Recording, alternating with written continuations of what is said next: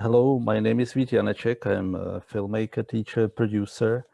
For the viewers, I have the honor to welcome here the author of the film Overland, Elisabeth Haviland, and we have actually more people there, so we will continue in introducing by handing you the ground, and let's start with this.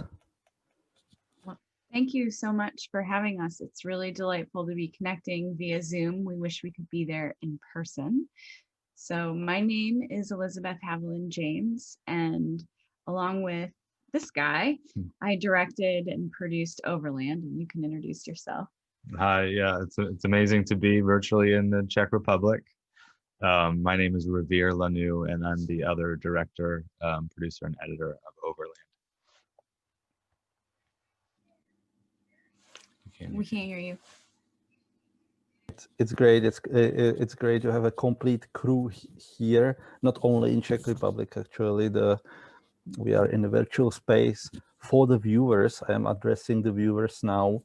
If you would have a question during the next half an hour, you can either type it down to Q&A at the bottom with this application, or you can raise electronic hand and I can let you in to the debate. So there are two options how to ask the question to our guests. And now let's go to the film itself. The film is really something which is dealing with the universal issue of relationship between animals and people.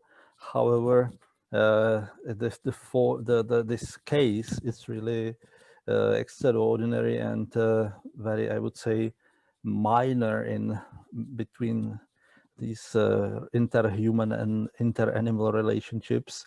At the same time, your perspective is really very global because it goes not only through this particular relationship, but really all over the world, across very diverse culture, from Muslim world to nomadic land to, let's say, Anglo-Saxon and European culture. Would you maybe say for the beginning, the initial background? What was the initial thing? Was it really one particular person with this, and then you realize that maybe in other cultures there are similarities and differences? And how did you develop the film? Thank you, by the way. I think the easiest way to explain it is that Elisabeth and I are married, and earlier on in our careers, we first saw falconry in Arkansas and just were amazed at the beauty and the spectacle of what happens when you hunt with a falcon. And then a little bit later on, we discovered a beautiful photograph of a falconer in the desert. And we just thought, wait a second, this happens in real life and it has an amazing history. This is something worth looking into. And then when we found our actual falconers that we would follow, the story began to unfold from there. Yeah, I mean, I think that in the beginning, we weren't entirely sure exactly, of course, who we would film with. We did a lot of research and traveling and meeting people, but within the first day of filming with all three of the characters that make up the core of the movie, we knew we had the right person. They all just sort of leapt off the screen in a way and gave us the sort of vulnerable access that we were going to need from them. And we made the film over the course of 5 years in the field. So we would come for a short time, 7 or 10 days, and then leave and go back to the edit room and come back. And we didn't realize when we started the film, times were really different in the United States. At least we had entirely different scenario with our leadership. We had a very different feeling in the population. And it was still in the early days of being totally connected all of the time with electronics and phones, and that was still just starting to happen. And I think that a lot of the themes in the film didn't crystallize until a few years later, when it became our reaction in a lot of ways to the increasingly confined world that we felt like we were living in. Would you say how, for example, because I can imagine, let's say, searching, exploring the places and people in, let's say, our cultural circles. How was it, for example, to go to this Arabic parts, and especially to the circles connected with really top leadership? Well, usually these circles are quite really not so open in general. You were coming from United States. It's there might be even more kind of prejudices. Well, I think that there was a lot of learning to be done as soon as we found, we didn't pick the UAE because of its location. We picked it because of the falconry tradition. And so when we learned that that was a possibility, we were really interested in learning that, because we don't get a lot of media coverage of that area here. And so we did a lot of research and work with cultural advisors here in the United States, so that when we arrived, we wouldn't be already being, impolite or making mistakes about physical contact or the way you speak. So we were very careful about that. And then I think the interesting thing about our relationship with all of our characters is that a lot of times in documentary, the character has something that the film will do for them. Maybe it will help raise a social awareness about an issue or give them exposure to something that's important to them. All three of our characters were somewhat reluctant about being in our movie. And Khalifa, in the UAE, there's not a big tradition of documentary there. So when we said we wanted to come and film with him, maybe over the course of years, and meet his family and visit his home, and he just kind of was like, what? Are you sure you don't just want a commercial? But that trust that we were able to build with him, to be able to film this documentary with him, over these years in the UAE, was unprecedented, and we're really proud of it. I think that in his case in particular, when you think about the Bedouin culture, and then you think about Dubai today, what you don't really realize is that unlike a place like 'Hlava or even, New York City, there are monuments and museums that have popped up as we've traveled, but in the UAE there aren't. So there's not a lot of artifacts per se that connect them to their past. So the heritage of falconry is something they care really deeply about preserving and sharing. And when Khalifa realized that we were genuinely interested in his story and the story of how the falcon kept his family alive, and how he was using it today and how that was different, the doors opened up for us. And over the years, we built a very strong friendship with him. But it was certainly, I'll never forget, probably the second day of filming ever in the movie, we arrived at the falcon races in Dubai. And I was just like, what is this? This is amazing. This is so crazy. But I was the only woman for like 25 miles, with the exception of our fixer and translator. And it was at once really exciting, a little bit alienating. I wasn't really sure if I was supposed to be there, but by the end of the day, I had no problem. Everyone accepted our crew because we were with Khalifa, because he had said, these are good people. He's so respected. It sort of opened the door for us to be able to maneuver and film and not have any problems. Of course, all the locations, I was a little bit sticking with my question with this particular one, because it's really also in terms of architecture and all this environment which is created there is kind of beyond imagination. However, all the places and all the people are amazing and very interesting. If I ask just a little bit aside of the topic where we will probably come back yet, your film is really a co-production of many countries where you were. These interviews are watched also by filmmakers, so I believe it can be interesting because it's really very unusual to have such a huge extent of co-producers, and it means that you probably had very collaborative kind of approach as a concept. Probably can you explain a little bit by that? On the, also financing of documentaries in the States is in a way much more difficult than in Europe, where we have a lot of funds and soft money, etc. It's I'm sorry to ask for this maybe two expert questions, but I believe also our viewers can be interested in it. Sure. So the film was made entirely independently, which is a little bit crazy in retrospect, looking back at it. We didn't have the backing of a big studio.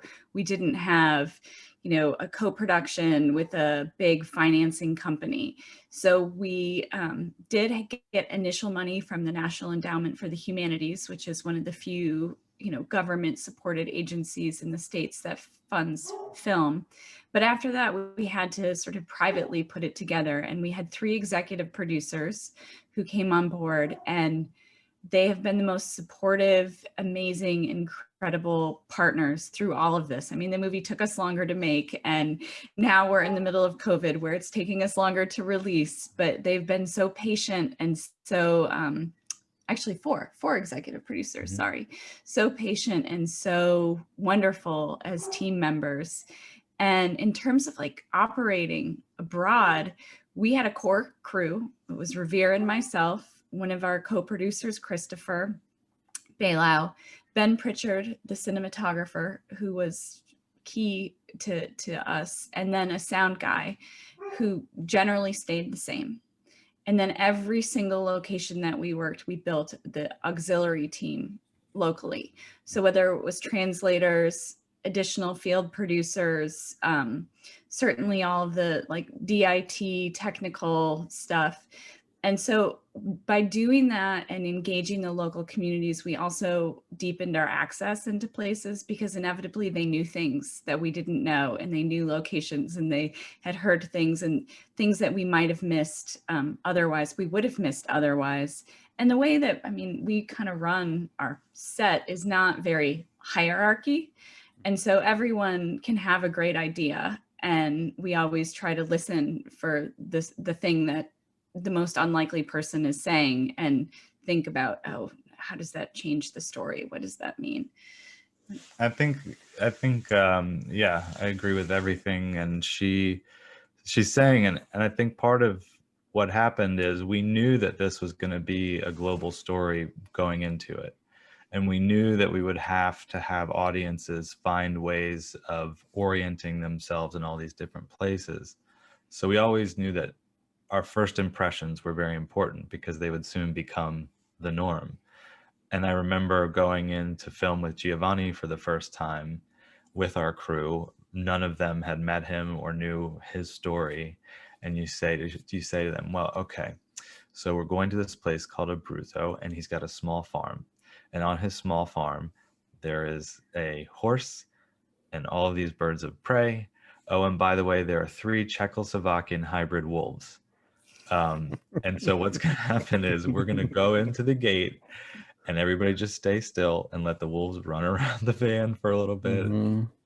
Then come out, don't make eye contact, you know, and then we'll just start filming. But each location had its special cultural and geographical An animal. And so our crew was really amazing and kind of adapting to that. But as soon as they met our characters, as soon as they saw the birds of prey, as soon as they saw the story we were telling, everybody without exception gave their best, and it was really great in each location. It's very interesting also concept, because sometimes it happened even in independent documentary that there might be some kind of part of kind of colonial approach, that the crew comes to the place and basically uses a fixer and makes their own perspective. And it's also felt from your film, for example, not even physically, where you are driving a horse, or the cameraman and driving a horse in Mongolia, in the locations, that it's really kind of very much part of the process, and there is a strong connection with the people, and kind of exchange, not only like a bringing and taking out. And I can imagine that for all these people all around the world, your film will show that kind of a new dimension also of their own world, which they know deeply, but still this dimension is really amazing. It was a really a gift of a film to make in that sense. You know, both Revere and I have a background in sort of international studies and political science, and it was important, very important for us not to approach the story with a colonial lens, to really understand. I think that's why it's centered on the people, not the cultures per se, and the cultures that surround them are explored, but it was a human story. And at its core, the three characters that were so gracious to give us so much told it in their own words. You know, I don't know if you noticed, but through the course of the film, there's not a single filmed interview. All of the interviews were done without the camera, sometimes with a nice glass of whiskey, sometimes with a hot tea, you know, sitting quietly someplace. And we probably had tens of hours of conversations, and we kept it very casual, and it allowed us to then sort of mine out these themes in the edit room that connected the stories. And we would hear something and say, wow, that's almost the same thing. Lauren just said the same thing in different words than Khalifa said. And we started to realize that the bond that they share really does transcend religion, gender, culture, and that the birds don't respect those boundaries. You know, a bird just flies. And they're very much like that. And so once that started to really click for us, the story started to work. Yeah. Also, the title finally kind of emphasizes this dimension. It's always difficult to find a good title to fit into it. And well, and we're glad you like it. Some people don't. It's really? hard to find a title. A lot of people don't get it before they see the film, and then after they see the film, they think it makes complete sense. But we like it. Part of the before that they don't before they see the film, okay. And that ties into what we were just talking about, because I think borderlessness and openness was a big theme for us. And no matter what country you go to, it's still the bird's land, right? It's still the eagle was always there first. The eagle has been there for millions of years. The falcon has been there for millions of years. And when you see these birds and you look in their eyes, you understand we are all visitors. And that's just humbling. It doesn't matter who you are. You look at those birds and you go, okay, there's something bigger. There's something. And so that's where the Overland comes from, you know, that we're all visitors in this place. I'm not my native speaker, so maybe for me it was more accessible than for native speakers when you say, well, this, or more obvious in the understanding. I am addressing now the audience again, because maybe someone joined a little bit later. If you want to ask a question, you can do it two ways, either through Q&A writing, or you can raise your electronic hand, and I can connect you through audio into this interview. The interview will remain on the festival's page, and will be somehow connected with the film, so people can watch it later. It's maybe info for you.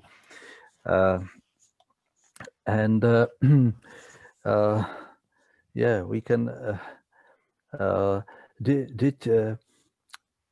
We were talking more about like people, etc. But did you learn something also?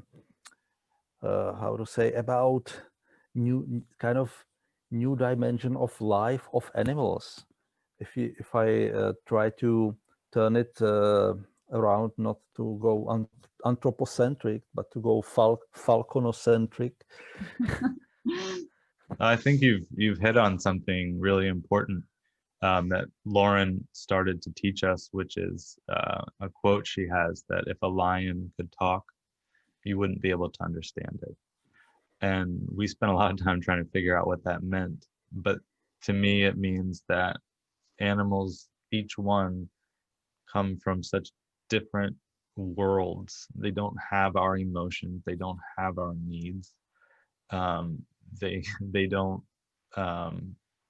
understand our kind of manners. One time we were filming Lauren's eagle, and it was a long day, and we really wanted to get it right with the eagle flying at you. You know, we imagined in a theater 50 feet across.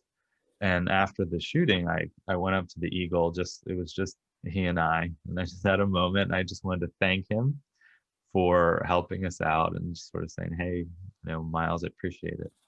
And he was on his stoop, and all of a sudden it just flies up and there's brown in front of my face.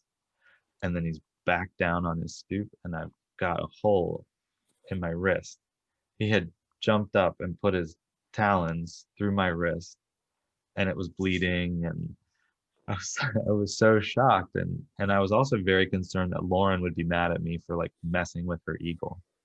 And I said, Lauren, I'm really sorry, but you know, your eagle stabbed me. And she said, welcome to the Wild Club. And she pulls a drawer and stuffs this antibiotic in it, and puts a Band-Aid over it, and she's like, you know, that's just the way they are. That was a learning lesson. Yeah, trying to like understand, it took us a long time to understand the different kinds of relationships that all three of our characters had built with their birds, because they're very different. You know, in Lauren's case, she's got two birds that she's rehabilitating. They're birds that have been wronged by people from the outset, and her work is very noble in that sense and very selfless. Like, she cares a great deal about the conservation of eagles and other birds of prey all over the world, and is probably like the leading falconry expert to help those birds recover when they're injured. But you know, Giovanni and his animals share a slightly different kind of relationship. In Italy, the hunting restrictions are so strong that he only has a very short window where the birds are legally able to do what they would do in nature. And his birds are not wild captured birds. They're birds that have been bred and hand fed, because in Italy, it's not legal to have a wild bird, a purely born in the wild bird. That doesn't say that their instinct to be wild isn't there. And so he, you know, he trains them from the time that they're very, very young. And especially in the case of the hawks, the three hawks that he keeps, they're very social. You know, they are the only bird of prey that in the wild works together in a team to hunt. And so they're a little bit like being around parrots. Like, they're pretty accepting of you. And yet I think in his case, with every single one of his birds, he treats them all just a little bit differently, because he has to get into their mindset before he goes and gets them. Because if he doesn't, and he somehow violates their trust, it's very difficult to gain back, and sometimes he can't. So, you know, he's psychologically profiling what the bird is thinking and how it's going to react. And in Khalifa's case, you know, the birds, they want to fly. And they want to fly fast, and they want to catch that lure. And you really get to see like the pure athleticism of those creatures. And he has a combination of different birds. You know, there's the birds that he uses to race, and then the birds that he uses to hunt in the second half of the film with his brothers. And those birds are a combination of captive birds that they have trapped legally, and then birds that they have bred. And so there's a big debate amongst the brothers about, you know, oh, is the wild bird a better hunter? Is the specialty bird a better hunter? And they have to do the same thing. And I think that at the end of the day, it's about respecting the bird's boundaries, even when it means that you don't get the fulfillment that you want. And so in some ways, I think that the falconer ends up a little bit subservient to the bird. like a porter, and the bird is the king. And I think that's a really interesting, like, why would you choose to partner with this creature that doesn't care back about you? Totally. We were raising our daughter was 2 when we started this film, and she's now 7. And so to kind of have our own new relationship forming was an interesting parallel, and this thought that a bird, every time you let it go, could just not come back. That they've done that, they've built this relationship, they've built this trust, but every time you're releasing that into the sky, and for whatever reason, it can be that you accidentally, flicked it. It can be that it just, for whatever reason, if it doesn't want to come back to you, it can absolutely leave and never come back. And that takes a lot of, trust in your relationship, that they all were able to develop. They never lost a bird the entire time we were filming. Mm-hmm. Yeah, it's interesting. I think it's there, this relationship, that it's not master and his animal or her animal, but the relationship is a very different kind than in I don't know, circus or zoo or whatever, and it's much more on the side of wilderness. And it's I think you succeeded to get it there. However, I was not able to formulate it. Yeah, the connection, I think, like the connection that they all have to the cycle of life and death, to the reality that, in order to eat, the bird has to kill, and the sort of being part of that process and extending it out to a world where, as humans, that's for most of us also a reality, but we're so distanced from it that it's really easy to say for some people, oh, you shouldn't hunt, oh, you shouldn't. But it's what's happening, like Lauren says, in nature all over, all of the time. And we've just forgotten about that reality because we're so distanced from it, and they're so primally connected to it that it's not something I expected to find exciting or interesting. But at the end of the day, it was, because they have a real reverence, not just for their birds, but to make sure that things like the rabbits have enough habitat so that all the wild birds can continue to live. And I think they respect the things that they hunt as much as they respect their own birds, because 9 out of 10 times their bird misses. And then also, without those things, for them to hunt, it means that they're not there for the wild birds to hunt, which is something that we heard time and time again. And they'll all tell you that the reason they're falconers is for the flight, to see the bird in the air do what it does best, the amazing technical abilities to fly and dip and go high and low, and the speed. That's what they live for.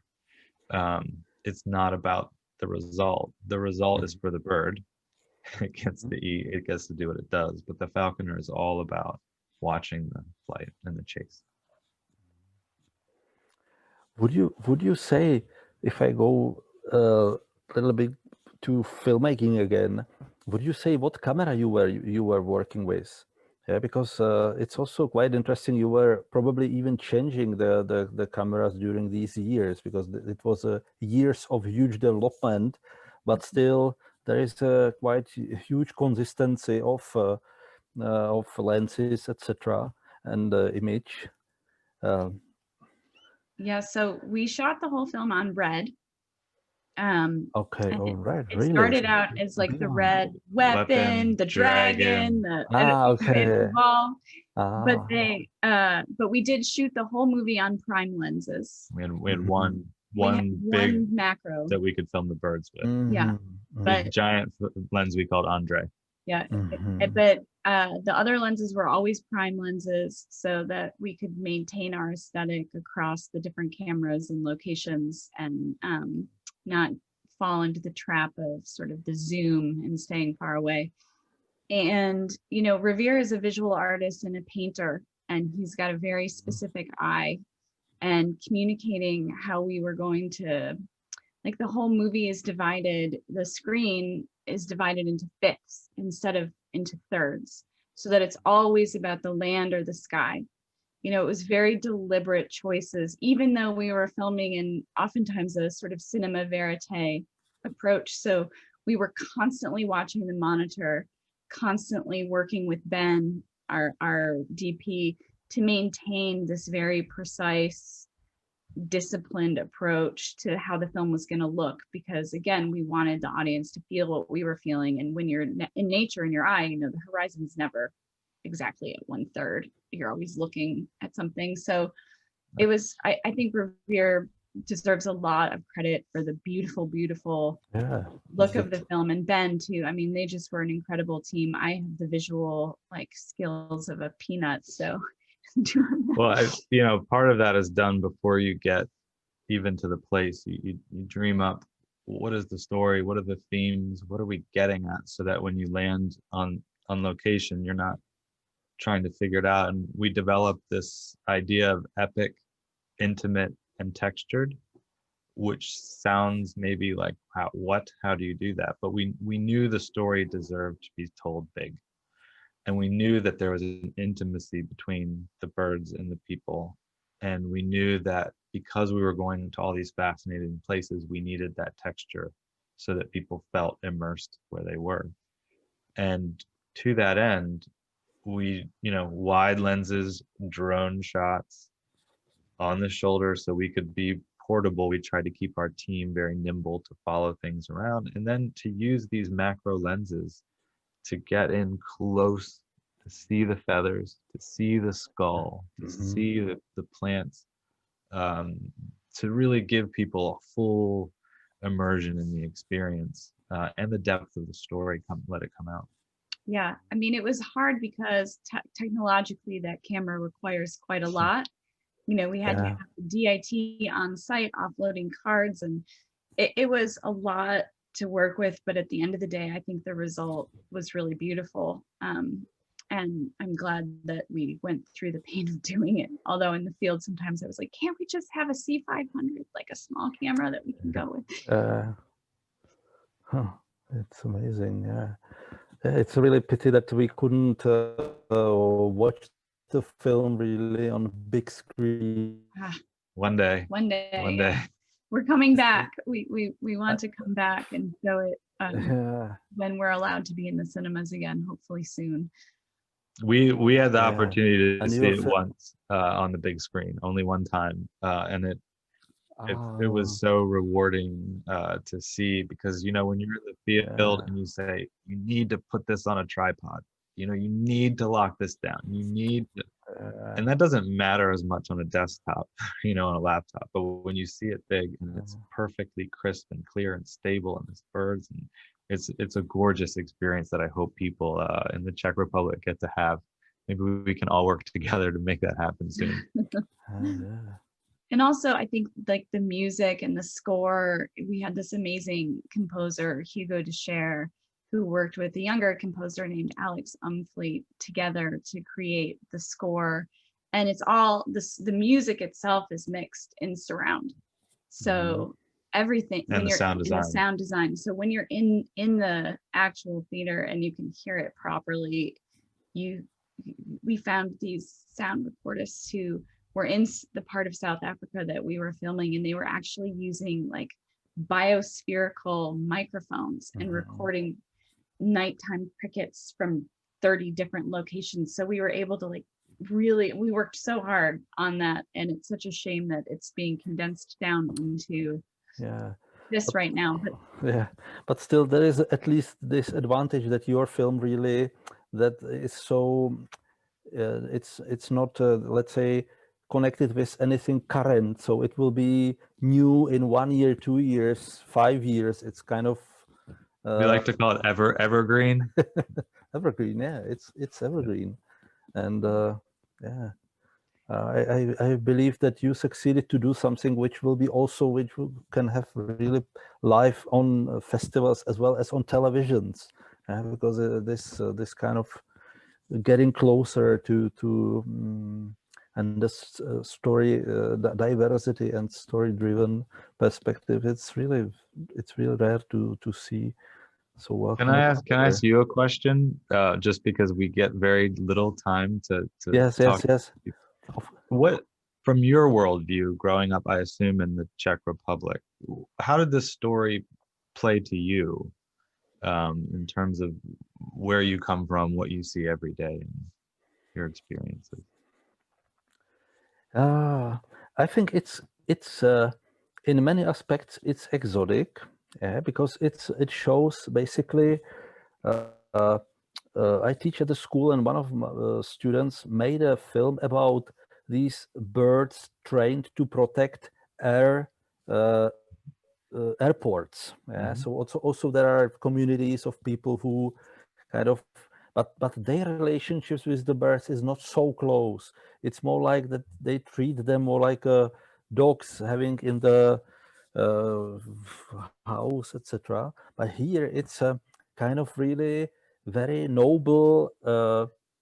All the cases are kind of very noble. Yeah, that it's something really connected with culture, which is more somehow aristocratic, yeah, which is kind of Mhm. disappearing, and uh, it's good for many ways that, let's say, the world based on aristocracy and people kind of disappear. However, it always comes back in some way. But this is one of the cases where we see that these aristocratic relationships are really worth it for something, and that this kind of connection, having this long-term dimension, as you described it, that the birds are here million years, and suddenly only some civilizations are changing and going, replacing the ground. It's something very unique. It's very broad-minded. I had feeling of something very broad-minded, like experiencing some very broad-minded perspective of existence, and this definitely beyond some ordinary, not ordinary, but beyond some, let's say, film on nature, yeah, something like this. That it has a lot of from a lot of experience from human side or from animal side, and the relationship uh, is really something which is there, and which is very unique, and yeah, it's I congratulate you to this. So if we would have known that someone like you would have said something like that about our film when we were editing and making the film, we would have been just, it would have been perfect. Yeah. We didn't know that we would have that, but thank you. Thank Yeah, you. I believe you will get that in once you start to screen it, like no, Well, this normally. has been exciting for us because the festival is our European premiere. You know, we've played in Yeah, the United yeah. States, and we had our big world premiere, which was live and in person, and then everything shut down, and we took a few Hmm. months off the Yeah. festival. Now we've started to do some online, but it's exciting, even if it's just we're geo blocked to just the Czech Republic Hmm. right now, but we're excited to hear Ah, back.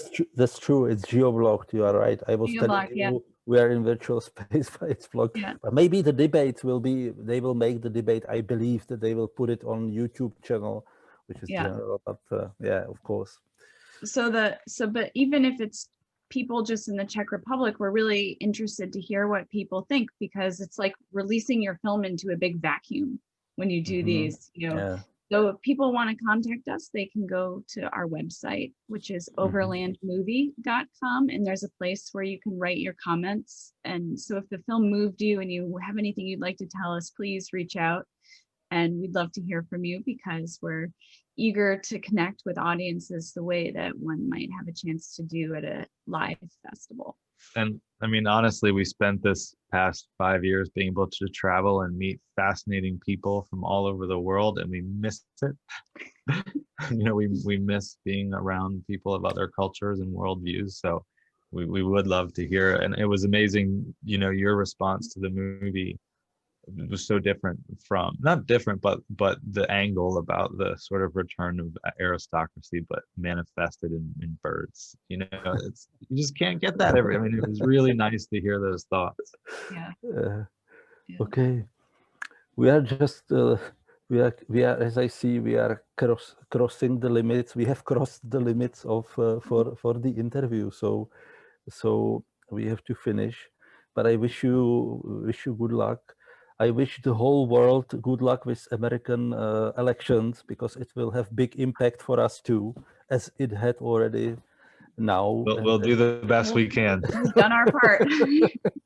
We pray for you to Thank you. have a good Thank you. choice. Yeah. Yeah, well, thank you for hosting us and for this lovely conversation. And I hope sometime we can Yeah. come to Prague and meet you and your students, and that would be Yeah. great. Okay. Yeah, it will be Okay. pleasure. Goodbye. Thank Bye. you. Thank Thank you. you. Thank you. Goodbye.